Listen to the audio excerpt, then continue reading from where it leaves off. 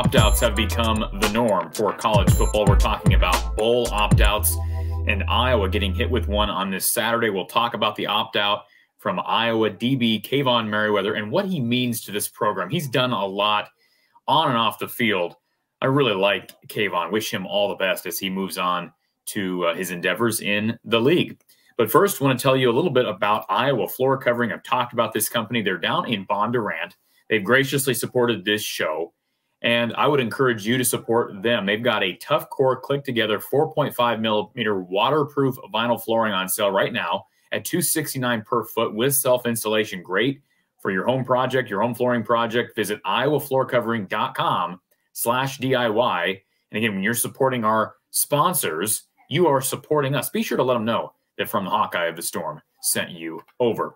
So the news on this Saturday, Kaevon Merriweather announcing on Twitter that he will be opting out of the Music City Bowl, that he has opted out of the Music City Bowl in order to prepare for the NFL draft. Now, before you jump on your keyboard or jump on your phone or wherever you're watching this to type some snarky comment about how guys don't stick with what they're doing and be loyal and this is selfish, what does Kaevon Merriweather have to gain besides this idea of just being loyal all the way through? And I understand that argument. What does he have to gain from playing against Kentucky in this Music City Bowl?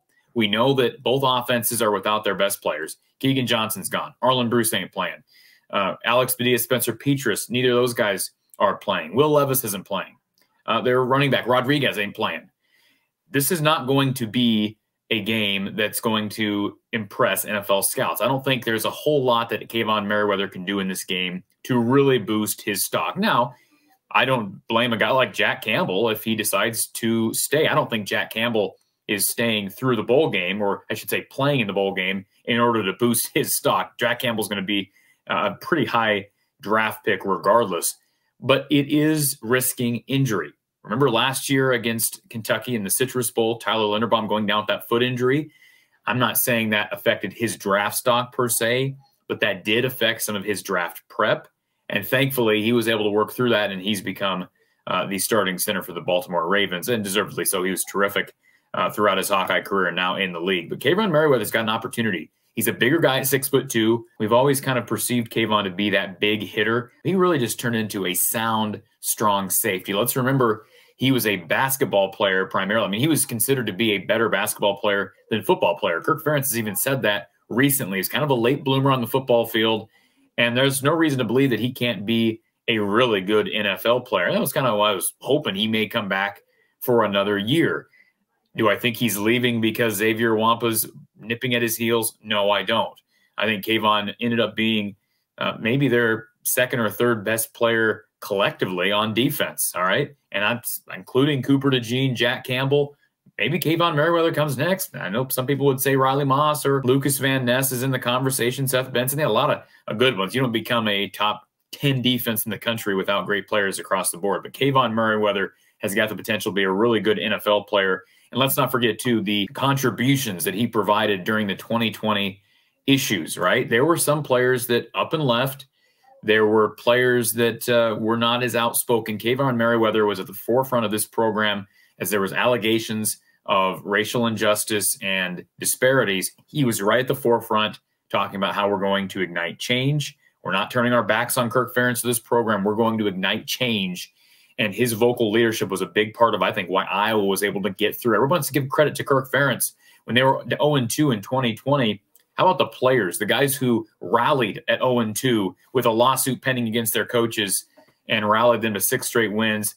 Obviously, last year won 10 games. They were one win away this year from West Championship. If it wasn't for an abysmal offense. The point is, guys like Kaevon Merriweather stuck with this program. So he doesn't have to prove his loyalty through playing a bowl game, all right? He doesn't have to do that at all. He has proven to be the epitome of what it means to wear the black and gold. So congratulations to Kaevon Merriweather. He'll be competing in the Senior Bowl. Now that he's opted out of the bowl game, it's pretty much a done deal that he will be playing that Senior Bowl. He could have, even after receiving that invite to participate in the Reese's Senior Bowl, he could have opted back out. Riley Moss did that last year. Moss ended up returning to Iowa. Kaevon Merriweather will enter the draft. Wish him all the best in draft prep and draft night. We'll be watching him come April, see where he gets picked in the NFL draft. But just a great kid and a great player. And now that opens the door for some young guys. Obviously, Quinn Schulte is going to play. We expect him to play. Xavier Wampa will likely start. I mean, I don't know who else you're going to project as a starter. Reggie Bracey right now is in the transfer portal. Cohen and Tringer, he's a freshman this year. Through bowl prep, could he get to the point where he could be a guy that sees time, especially if either Schulte or Wampa go down? Dallas Cradith is another one who entered the portal here recently. He could have potentially been in line for some snaps. A.J. Lawson's a guy who's not in the portal. Perhaps he sees some time. He's a sophomore, a guy who's not seen the field. Perhaps he gets in there to contribute. They're kind of thin back there at safety, so you better hope Xavier Wampa is healthy. And, of course, maybe we see a guy like Devin Hilson, who I think was working out with the DBs here recently. Maybe he ends up being a DB in the Music City Bowl, and perhaps that launches his career forward on defense. We'll just have to wait and see. Plenty of storylines. It's good to get these young guys going, and no reason to risk injury. I have no problem with the move from Kaevon Merriweather. Looking forward to seeing some of the younger guys on December 31st. As I mentioned on a recent show, a couple of recent shows, I will be live with you during signing day on Wednesday, December 21st from 1 to 5 p.m. live, talking to recruits, taking your calls, taking your chats, 1 to 5 p.m. Wednesday for signing day right here from the Hawkeye of the Storm. We'll see you then.